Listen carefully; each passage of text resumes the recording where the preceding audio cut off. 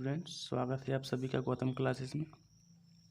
तो मैंने पिछले वीडियो में आप लोगों को बताया था कि मैं रियल एनालिसिस जो है स्टार्ट करूंगा, बट वो नहीं आ पाई। तो अभी मैं आप लोगों को यही बुक पढ़ा रहा हूँ, अलजेब्रा ट्रिग्नोमेट्री।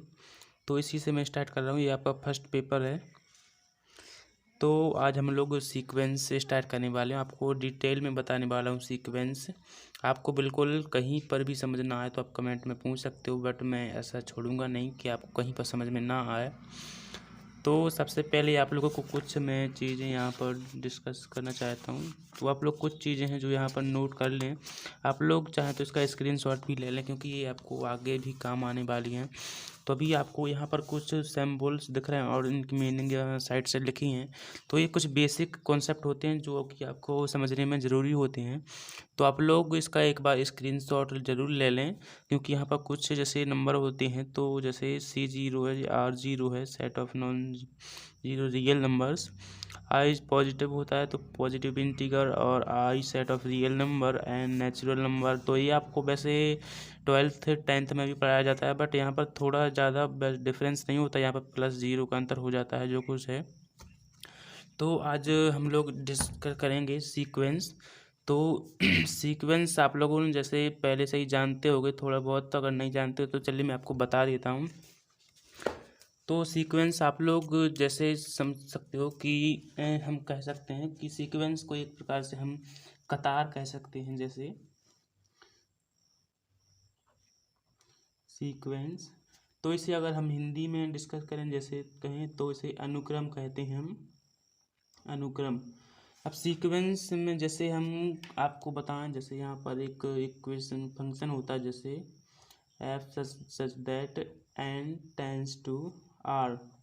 अब ये क्या है, तो ये आपको मैं पहले आपको बता दूं कि अगर आपको पढ़ना नहीं आता है तो जैसे इसे कहते हैं f।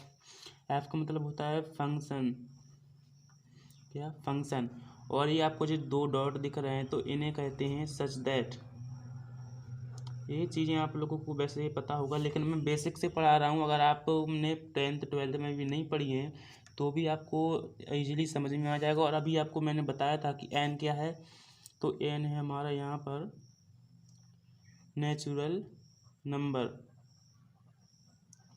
और नेचुरल नंबर में कौन कौन सी जो है हमारी संख्याएं आती हैं वो आपको पता ही होगा।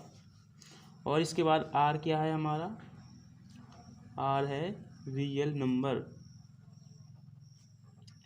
तो अगर इसे हम पढ़ेंगे तो क्या कहेंगे, f such that and tends to. इस जो एरो है इसका मतलब होता है टेंस टू, यानी ये इसमें बिलोंग करता है, जैसे एंड टेंस टू r।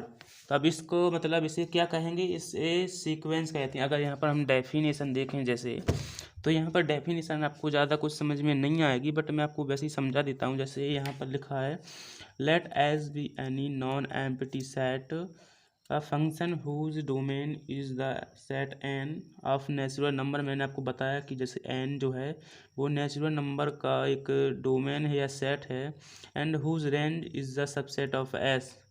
और s यहाँ पर एक और इसका सबसेट है, वो आपको मैं आगे बताऊंगा। अभी आपको अगर नहीं समझ में आ रहा है तो इस called a sequence in the set s।